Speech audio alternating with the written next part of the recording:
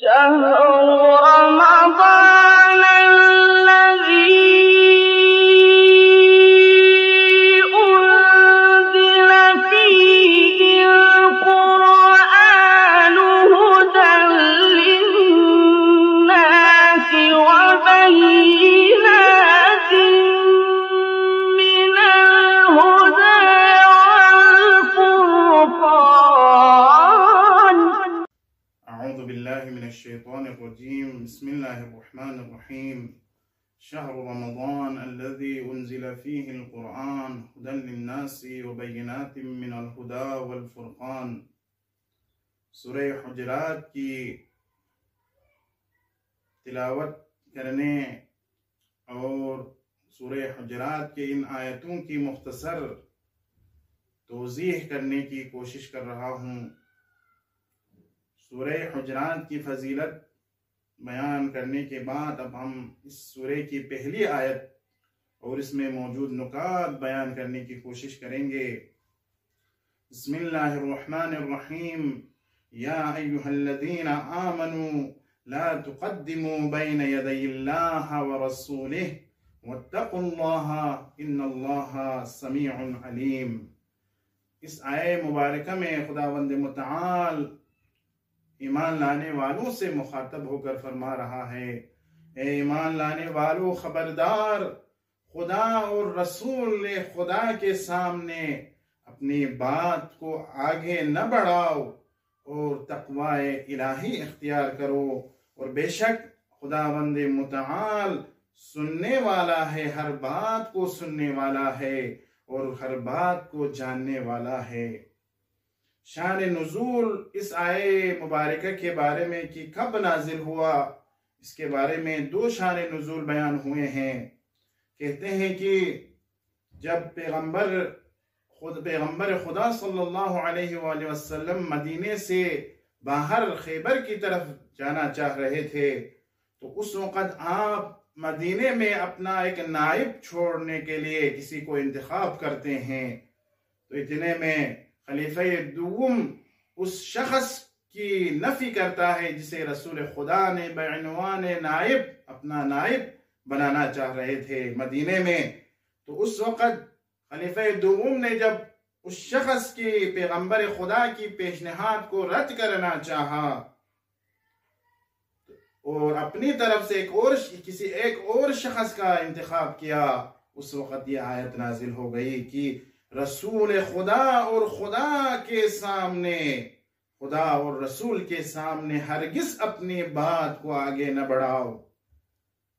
بعض مفسرین کا خیال ہے کہ اس آیت کا شان نزول یہ ہے کہ بعض مسلمانان بعض اعمال کو جو ہے وقت سے پہلے انجام دیتے تھے، ابھی وقت نہیں آیا وہ اس چیز کو انجام دیتے تھے، تو اس وقت یہ آیت نازل ہو گئی اور ان کو نہیں کی گئی کہ تم لوگ رسول خدا سے پہلے اور وقت سے پہلے اپنے اعمال کو انجام نہیں دو۔ اب اس آیت میں جو نکات ہیں وہ یہ ہے کہ پہلا نکتہ یہ ہے کہ خالق کائنات بھی اپنے اشرف المخلوقات سے جب مخاطب ہوتا ہے تو اس وقت بھی یا ایہا الذین آمنوا، اے ایمان لانے والوں کہہ کر مخاطب ہوتا ہے۔ بہترین انداز میں خطاب کر رہا ہے خالق کائنات۔ اس سے جو نکتہ ملتا ہے وہ یہ ہے کہ انسان بھی خالق کائنات سے دعا کرتے وقت بہترین انداز میں دعا کرنی چاہیے۔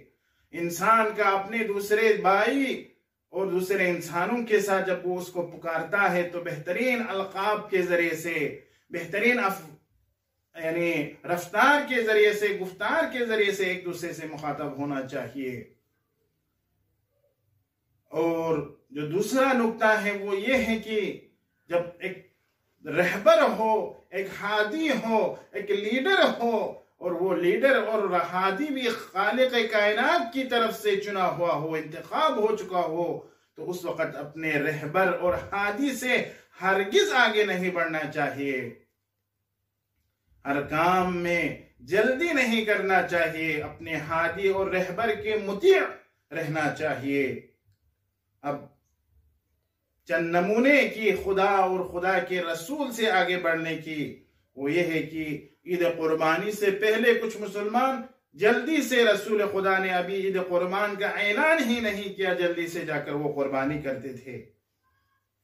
یا نقل ہوا ہے کہ پیغمبر نے اپنے چند سفراء کو بنی عامر کے قبیلے کی طرف بھیجا، اور بنی عامر کے کفار نے پیغمبر کے ان سفیروں کو قتل کیا، لیکن ان مسلمانوں نے پیغمبر اور حاکم وقت کو بتائے بغیر اور پیغمبر سے اجازت لیے بغیر ان مسلمانوں کا قصاص لینا چاہا، تو اس وقت پیغمبر نے ان کی نہی کی اور ان کو اس کام سے منع کیا۔ پیغمبر ناراض ہو گئے کہ تم لوگوں نے میری اجازت کے بغیر جا کر، اور وہ بھی بنی تقصیر کے قبیلے کے 2 افراد کو مار دیے انہوں نے۔ کیوں؟ اس لیے کہ بنی تقصیر جو مسلمانوں کو جنہوں نے مارا تھا وہ بنی تقصیر کے قبیلے سے تعلق رکھتے تھے، لیکن مسلمانوں نے جا کر بنی عامر کے افراد کو مار دیا۔ اور دوسرا جو نقطہ ہے وہ یہ ہے کہ خداوند متعال نے اس آیے مجیدہ میں جو حکم ہمیں دیا ہے وہ ہے کہ اللہ اور اللہ کے رسول سے کبھی آگے بڑھنے کی کوشش نہ کرو۔ تو یہی چیزیں ہیں کہ خدا کی اطاعت، رسول کی اطاعت، اپنے آپ کو خدا اور خدا کے رسول کے بتائے ہوئے اصول اور قواعد پر زندگی گزارنے کی ہمیں کوشش کرنی چاہیے۔ ان سے آگے بڑھیں تب بھی گمراہی ہے۔ جس طرح معصومین علیہ السلام کے بارے میں ہے کہ اگر رسول خدا اور چاردہ معصومین کی زندگی اور ان کے اسوہ پر عمل کرے تو انسان کامیاب ہو سکتا ہے، لیکن اگر کوئی ان سے آگے بڑھنے کی کوشش کرے تب بھی ضلالت اور گمراہی ہے۔ ان کے پیچھے رہے، سستی کرے تب بھی ضلالت اور گمراہی ہے۔ بس درمیانی راستہ وہی ایک راستہ ہے جو صراط مستقیم ہے، وہ یہ ہے کہ خدا اور خدا کے رسول اور معصومین علیہ السلام کی اطاعت اور ان کی زندگی کو اسوہ بنا کر اگر ہم زندگی کریں تو اسی میں ہماری کامیابی ہے۔ ہم دنیا میں اور آخرت دونوں میں ہماری اسی میں کامیابی ہے۔ تو اس آیت میں جو پیام ہے وہ یہ ہے کہ خداوند متعال نے جن چیزوں کو حلال کیا ہے وہ حلال ہی رہے گا، اور جو چیزیں حرام ہیں وہ حرام ہی رہتا ہے۔ اور کوئی رسول خدا سے آگے جانے کی کوشش کرے تو گویا یہ حرام کام اس نے انجام دیا ہے، کیونکہ رسول سے آگے بڑھنا، رسول کی باتوں کو، رسول کے حکم پر عمل نہ کرنا اور اپنی باتوں کو آگے پیش کرنا گویا حرام کام ہے۔ دوسرا جو نقطہ ہے کہ حکم رسول حکم خدا ہے۔ خدا رسول خدا اگر کوئی حکم دے تو سمجھ لینا ہے چاہیے کہ یہی خدا کا حکم ہے۔ ما ينطق عن الهوى ان هو الا وحی یوحی۔ اور تیسرا جو نقطہ ہے، پیام ہے، وہ یہ ہے کہ اگر کوئی رسول سے آگے بڑھے تو گویا وہ تقوی الہی سے دور ہیں، کیونکہ اس آیت میں کہتا ہے کہ وَاتَّقُوا اللَّهَ، تقوی الہی اختیار کرو۔ تقوی الہی یہی ہے کہ رسول اور رسول خدا اور معصومین کی اطاعت ہی تقوی الہی ہے۔ اب ان سے آگے بڑھیں تو سمجھ لینا کہ اس میں تقوی نہیں ہے، وہ متقی نہیں ہے، وہ پرہیزگار نہیں ہے، اس نے خدا اور خدا کے رسول کی اس نے اطاعت نہیں کی ہے۔ اور خوف خدا، تقوی الہی یہی سبب بنتا ہے کہ انسان جو ہے گناہ سے دور رہے۔ اور جو پانچواں نقطہ ہے وہ یہ ہے کہ انسان کا اپنا جو سلیقہ ہے، اپنی ذوق سے کوئی عمل انجام نہ دے، اور اپنی ذوق اور اپنے سلیقے کو مقدم نہ کرے رسول خدا کے احکام اور فرمان پر، کیونکہ اگر شخصی سلیقے اور شخصی آداب اور اجتماعی قوانین اگر مقدم ہوں اور رسول خدا کے فرمان کا خیال نہ رکھیں تو یہ بھی بے تقوائی کی مثال ہیں۔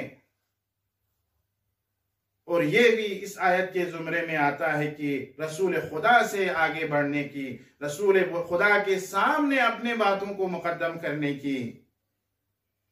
بس اس آیت میں ہمیں یہی کہہ رہا ہے کہ یا ایھا الذین آمنو، اے ایمان لانے والو، لا تقدموا بین یدی اللہ ورسولہ، اللہ اور اللہ کے رسول کے بات کے سامنے اپنی بات کو آگے نہ بڑھاؤ، اپنے بات کو مقدم نہ سمجھو۔